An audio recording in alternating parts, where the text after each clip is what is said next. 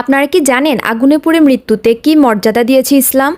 হজরত আবদুল্লাহ ইবনে জাবির রাদিয়াল্লাহু তাআলা আনহু তার বাবার সূত্রে বর্ণনা করেন যে রাসূলুল্লাহ সাল্লাল্লাহু আলাইহি সাল্লাম তার বাবা জাবির রাদিয়াল্লাহু তাআলা আনহুকে তার রোগশয্যায় একদিন দেখতে গেলেন।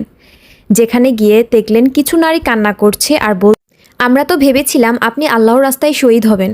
তখন রাসূলুল্লাহ সাল্লাল্লাহু আলাইহি সাল্লাম বললেন, তোমরা কি আল্লাহর রাস্তায় নিহত ব্যক্তি ছাড়া অন্য কাউকে শহীদ বলো না?